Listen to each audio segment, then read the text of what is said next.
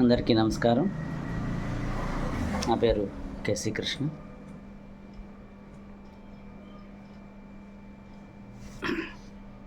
Telugu Desam party parliamentary నియోజకవర్గ BC విశ్వబ్రాహ్మణ కన్వీనర్గా ఉంటున్నాను. స్కూల్ కరస్పాండెంట్ని. అదేవిధంగా అప్సా 608/2009 కేఎస్ఎన్ మూర్తి అసోసియేషన్లో నెల్లూరు జిల్లా ప్రైవేట్ స్కూల్స్ ప్రెసిడెంట్గా ఉన్నాను. ఇక్కడ రాజకీయం అంటే ప్రజలకి పార్టీ ఏదైనా సరే ప్రజలకి మంచి చేసేటటువంటి ఏ పార్టీనైనా మనం అభినందించవచ్చు. అదేవిధంగా ఆ పార్టీ పట్ల మనం ఆకర్షితులం అవ్వడంలో తప్పులేదు. అయితే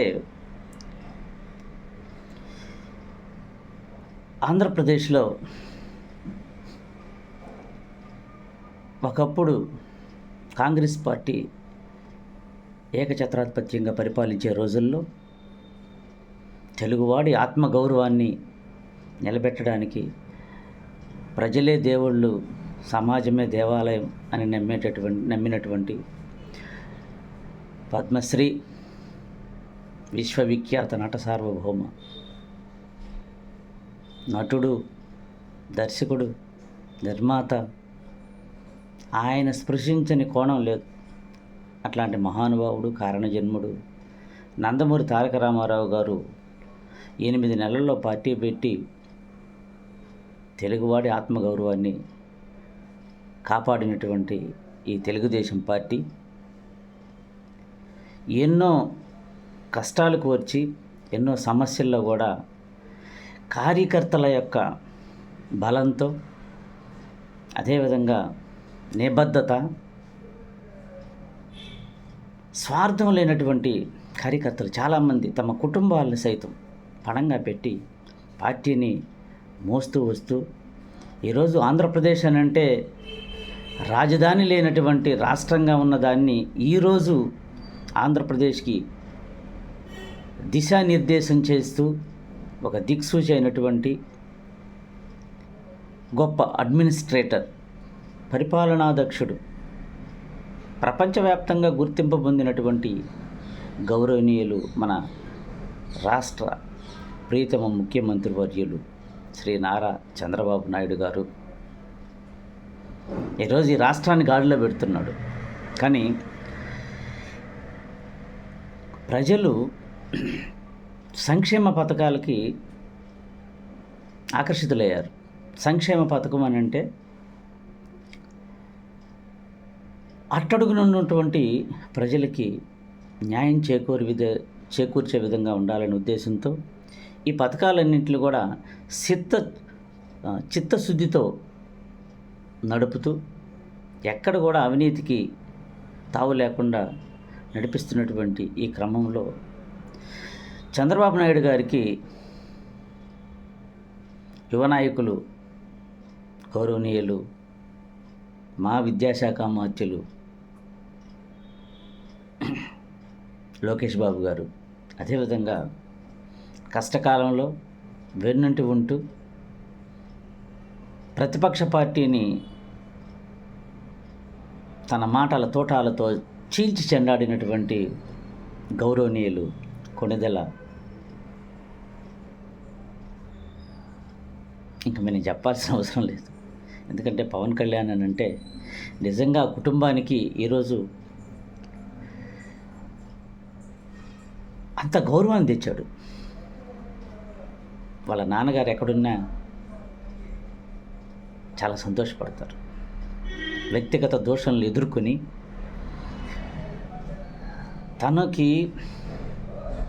తన పార్టీలో ఒక్కగానొక్క ఎమ్మెల్యే గెలిస్తే ఆ ఎమ్మెల్యే కూడా వెళ్ళి అధికార పార్టీలో చేరితే ఎక్కడ తొణక్కుండా వెనక్కుండా ఎక్కడ కూడా నిరాశ పడకుండా నిలదొక్కుని ఈరోజు ఈ కూటమి ప్రభుత్వంలో ఉంటూ ఆంధ్రప్రదేశ్కి ఉప ముఖ్యమంత్రిగా, డిప్యూటీ సీఎంగా ఉంటూ తన యొక్క ఎమ్మెల్యేలు అవ్వచ్చు, అనుచరులు, కార్యకర్తలు ఎవరు కూడా ఎక్కడ ఇబ్బందికర వ్యాఖ్యలు చేయకుండా చూసుకుంటూ, బాబు గారు పరిపాలనా దక్షుడండి, ఆయన మాత్రమే చేయగలడు అని నమ్మి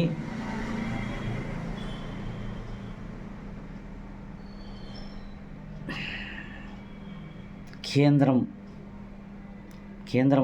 ఈరోజు కేంద్రంలో ఈరోజు ఒక గట్టి ప్రభుత్వంగా ఏర్పడినటువంటి బీజేపీని సైతం తీసుకొచ్చి ఆంధ్రప్రదేశ్లో ఈ కూటమిలో చేర్చి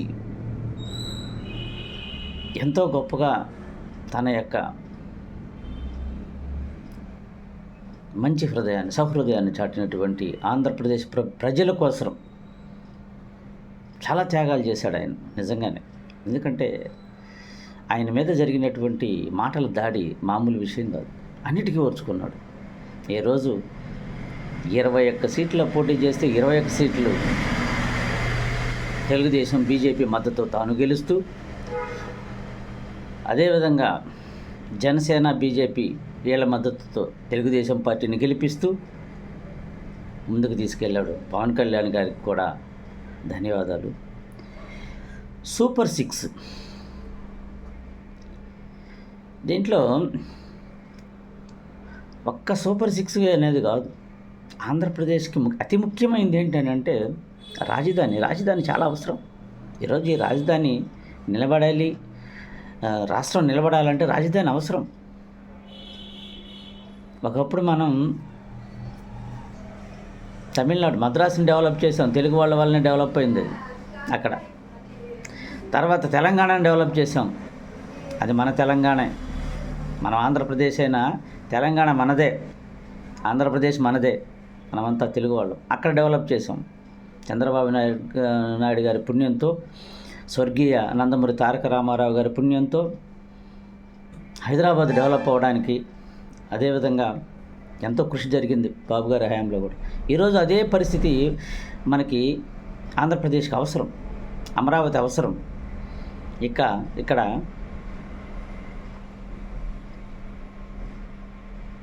ఇంటర్నెట్ హబ్గా ఇక్కడ డెవలప్ అవ్వాల్సిన అవసరం ఎంతైనా ఉంది. ఈరోజు మన తెలుగు వాళ్ళు, మన పిల్లలు వీళ్ళందరూ కూడా ఇతర రాష్ట్రాలకి జాబ్స్ కోసం, ఉద్యోగ అవసరాల కోసం వెళ్తున్నారు, సాఫ్ట్వేర్ అని.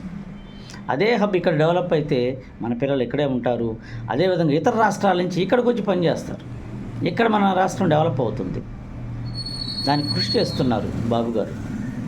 ఈ సూపర్ 6లోకి వచ్చేసరికి ప్రతి రైతుకి ఏడాదికి 20,000 రూపాయల ఆర్థిక సాయం అందిస్తున్నారు సూపర్ 6లో. ఎంతమంది ఇంట్లో ఉంటే అంతమంది పిల్లలకి ఇచ్చిన మాట ప్రకారం అమ్మఒడి వేయడం తల్లికి వందనం వేయడం జరిగింది. మహిళలకి అనేది కాదు, ప్రతి ఇంటికి అవసరమే. పేద కుటుంబాలకి ఏడాదికి 3 ఉచిత వంట గ్యాస్ సిలిండర్లు ఇవ్వడం జరిగింది.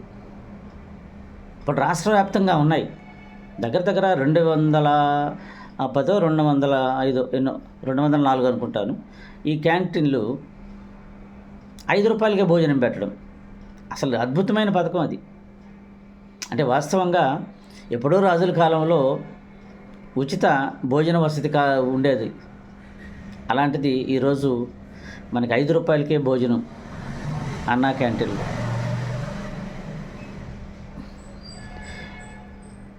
ఇంకా అసలు పింఛన్ అని అంటేనే ఈ పెన్షన్ అనేది రామారావు గారు, బాబు గారు గుర్తొస్తారు. నిజంగా వృద్ధాప్య పెన్షన్ అనేది ముసలి వాళ్ళకి ఈరోజు తగిన గౌరవం, అభిమానం పిల్లల దగ్గర నుంచి దొరుకుతున్నాయంటే కొంతవరకు ఈ పెన్షనే. అందరూ పిల్లలు డబ్బు కోసం తల్లిదండ్రులను చూస్తారు అని కాదు నేను అనేది.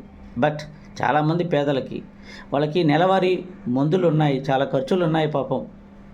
ఇట్లాంటివి ఈ పెన్షన్ని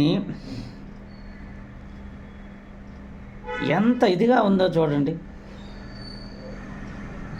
రూపాయలు చేశారు. దివ్యాంగులు ఉన్నారు, వాళ్ళల్లో వాళ్ళ యొక్క అర్హతను బట్టి 15,000 15,000 రూపీస్ వరకు కూడా తీసుకెళ్ళారు. అయితే ఈడ చాలా వరకు ప్రతి పేద కుటుంబాల్లో ఈరోజు వాళ్ళ ముఖాల్లో సంతోషం వెల్లువిరుస్తుంది. కారణం ఇవే, సూపర్ 6. ఆర్టీసీ బస్సుల్లో మహిళలకి ఉచిత ప్రయాణం కల్పించారు. కానీ దీన్ని కూడా మన వాళ్ళు సద్వినియోగం చేసుకోవాలి. వీలైనంత వరకు పేదలకు అవకాశం ఇస్తూ ఈ యొక్క పథకాలు కూడా మనమందరం కూడా సహకరించాలి. మెగా డిఎస్సి, ఇది చాలామందికి చదువుకున్న వాళ్ళు ఇందులో ఎవరైతే డిఎస్సి క్వాలిఫై అయి ఉన్నారో వాళ్ళ జీవితాల్లో వెలుగు నింపే కార్యక్రమం. దగ్గర 8 లక్షల ఉద్యోగాలు యువతకి భర్తీ చేయడానికి. ఈ కార్యక్రమాల్లో ఒక్క చంద్రబాబు నాయుడు గారే కాదు, ఒక పక్క లోకేష్ బాబు గారు, ఒక పక్క పవన్ కళ్యాణ్ గారు, అదేవిధంగా ఈ కూటమి ప్రభుత్వంలో ఉన్నటువంటి ప్రతి ఒక్కరు కూడా దీంట్లో కష్టపడుతుండాలి. ఎందుకనంటే బాబు గారు లాంటి గొప్ప యోధుడు మనకున్నారు. తప్పకుండా ఆంధ్రప్రదేశ్ రాష్ట్రం సుభిక్షంగా ఉండాలని కోరుకుంటూ, చంద్రబాబు నాయుడు గారికి ఆ భగవంతుడు ఆయురారోగ్యాలని ప్రసాదించాలని కోరుకుంటూ మీ అందరి తరపున సెలవు తీసుకుంటున్నాను. జై తెలుగుదేశం. స్వర్గీయ ఎన్టీఆర్ నందమూరి తారక రామారావు గారికి నివాళులర్పిస్తూ ఈ సందర్భంగా జై చంద్రబాబు నాయుడు గారు, జై కూటమి ప్రభుత్వం. Thank you and all.